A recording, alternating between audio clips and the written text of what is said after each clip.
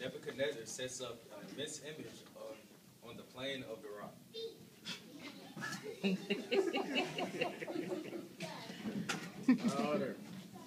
Nebuchadnezzar sends orders to come to the inauguration of the image he sets up.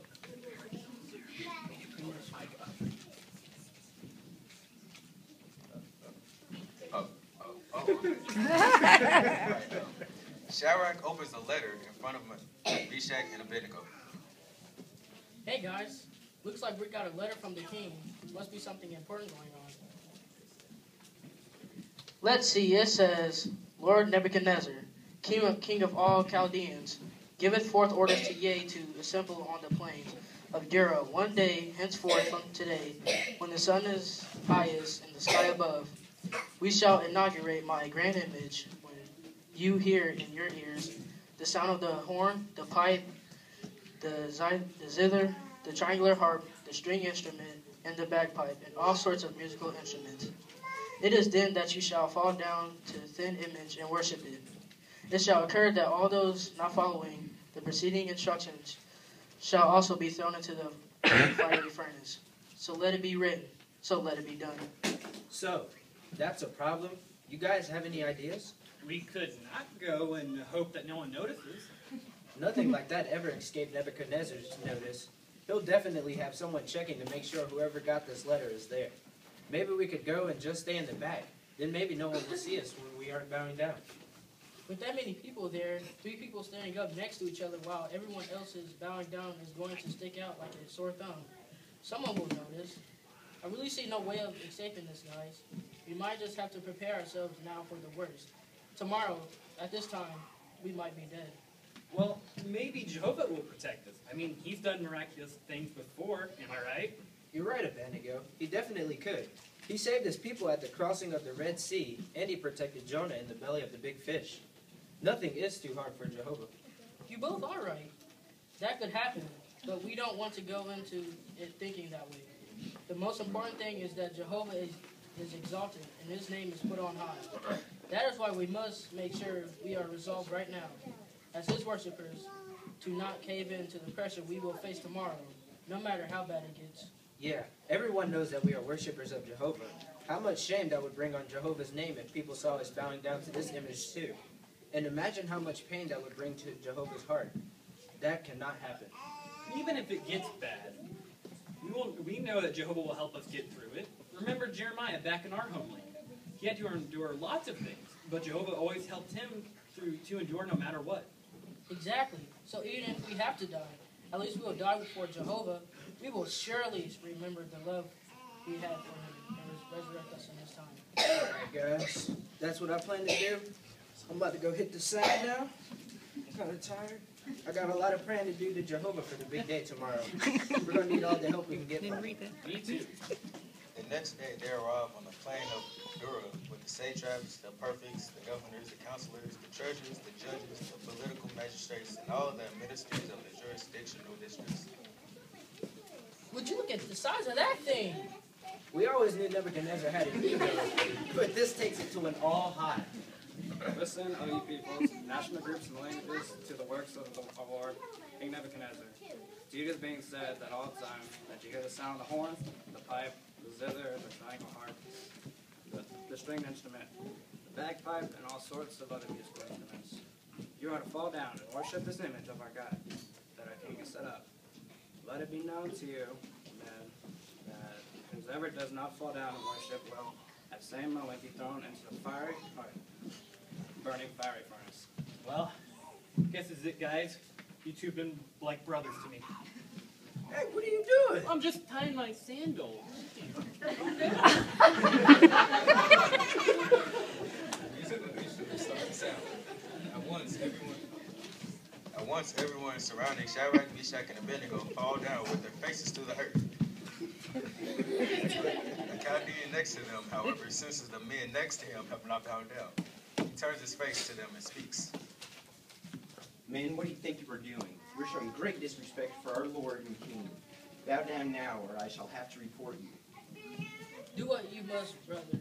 Nebuchadnezzar is neither our Lord nor are we going to bow down to this image. Contemptible fools. Come, let's report these His Majesty the King, these swine will pay for their disregard. These certain Chaldeans entered in before King Nebuchadnezzar and approached his throne. O King, live on to time indefinite. Did you or did you not give forth a command, O King, that upon hearing the sound of all those musical instruments of the plain of Dura, that all men were to bow down to the image of gold that you have erected? That is exactly the command that I issued. And what again was the penalty for not obeying? Well, men not bowing down shall be thrown in a burning fiery furnace. What part do you not get of that? Well, King, I have some very disheartening news. There exist certain Jews whom you have appointed over the administration of the jurisdictional district of Babylon. Their names are Shadrack, Meshack, and Abednego. These three men, O my lord, have paid you absolutely no regard. They are not serving your own gods and that image that you set up. They are not worshiping. What?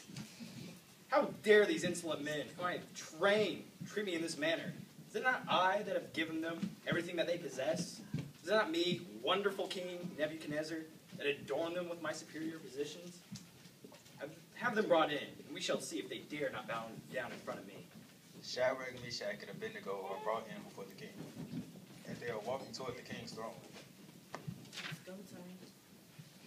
At least if we die, we can die knowing that we brought a smile to Jehovah's face.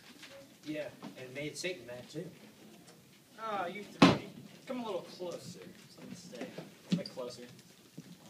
Okay, that's way too close. Okay. Especially you. Alrighty. Well, I had a preposterous rumor about you three men just a little bit ago. The rumor is so incriminating, so horrible, so loathsome, that I can hardly even relate it back to you. Of course, when the men accusing you brought this charge against you, I said to them, this cannot be. Men so honorable as Shadrach, Meshach, and Abednego would never do something of this nature. However, upon their insistence, I thought I would bring you in so that you could show me and them that what they are saying about you is a lie. These men claim that you men are disrespecting me by not serving my own gods and that the image that I set up and commanded that you worship. You men did not bow down before. So now, if you would, I will accompany you back out to the plain of Dura, and as soon as you hear the music play, you shall prove these men wrong and bow down to my image of gold. However, I would also like to remind you men that if these men are correct, and you refuse to bow down to my image, you shall die. When I'm through with you, my burning fiery furnace will leave nothing but a pile of your ashes to remain. And who is the God that could possibly rescue you out of my hand? O King, our not bowing down to your worship, to worship your image, is not because we are trying to disrespect you or your gods. So it is true. King Nebuchadnezzar, we are really not under any obligation to say a word back to you on this matter. We shall not get into any type of argument about this. However, we do want you to know that at least one thing. The God that could rescue us out of your hand, O King, his name is Jehovah. He is the creator and the only rightful sovereign of the universe. He is more than capable of saving us, if that is his will. Yes, and we are confident that he will rescue us. But even if he doesn't, King Nebuchadnezzar, you can still be assured of one thing. Our only God is Jehovah. We will not worship any of your gods in that image that you set up. We will not bow down to worship it either. How dare you men? Guards, come over here. Yes, sir. I want you to go to the first and heat it up and get very hot. Then I want you to take these three and toss them in there, what they have done. The guards rush over and grab the leader roughly and walk them toward the burning fiery furnace. As they are walking, they speak. What is wrong with you men? All you had to do is bow down to this image. You could have just pretended to be worshiping it. You didn't have to mean it and actually worship the image. Yes, you so minor of a thing to pay with your own life. Completely stupid. Our great God, Jehovah, the almighty creator of the universe, is a jealous God. A God exacting exclusive devotion. Yes, and the history of our people shows how he feels about these matters. Do you men recall hearing about how our God Jehovah saved his people when fleeing from the Egyptians? Yes, I have heard that story. Didn't he supposedly part the Red Sea and allow you people to get across safely and then bring the waters back down on the Egyptians that were chasing you? Yes, that is exactly what happened. Right after that happened, Moses, who was leading the people, went up into the mountain to speak with Jehovah. He was gone for a while, and the people began to wonder what happened to him. They started to wonder who was going to lead them, so they had a huge golden calf made to be their God to lead them. Jehovah showed them how he felt about that, because many died on that occasion for their disobedience and lack of loyalty to Jehovah. So what you men are calling stupid and minor is actually a very serious offense to our God Jehovah. So serious that you have to pay for it with your life? Yes, so serious that we might have to pay with our life. But that may not happen. Not happen? We're about to throw you into a furnace. You will die. It's going to happen. We'll see. I'm sure many didn't think Jehovah would part the Red Sea to save his people. He is almighty. We can do anything he needs to be done. That is what his name means. And even if we die, our God can resurrect us. I'm still not convinced. But if you are saved, I, for one, will definitely worship your God. Okay, here we are. Up here, mountain right. The men walk closer to the furnace, their faces grimacing. As they get to the door, they push the men aside, and the huge flames engulf them, and they are instantly killed, falling down. Did you see that? The flame just killed those guards. Yeah, I didn't feel anything. It's not even that hot in here. It feels like just a nice summer day. Too bad they didn't get to live to see this. But I think we might have convinced one guard to be a worshiper of Jehovah. This is just so amazing. What an awesome God we worship. Jehovah truly does support and protect those who remain loyal to him, even in hard times. And just think this might do for the rest of the exiles and maybe even some of the Babylonians. Jehovah's name is going to be praised for this act of saving everyone. And everyone will have to know that he is the only true God. Look, an angel. Hananiah, Mishael, Azariah, you got him in prayer to be very special to Jehovah. He has seen your love and your loyalty to him, and this has made his heart rejoice. Blessed be you men who honor Jehovah's name and prove the devil to be a liar. A guard peered in from a distance to see what has become of the three men, and is shocked to see 4 men standing there. He goes and reports what he sees to Nebuchadnezzar. At this, Nebuchadnezzar becomes shocked and was in disbelief. In his fear, he ran as fast as he could to the furnace, taking along some of the other high world officials with him. He began to peer into the furnace.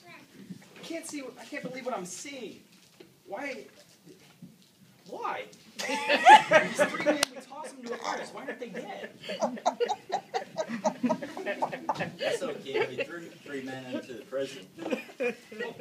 Why am I seeing 4 men? I'm like, they're not even hurt. They're skipping around, giggling. And I'm like, and then look, there's a 4th one. He looks like a son of God. Let me see. Who is that guy?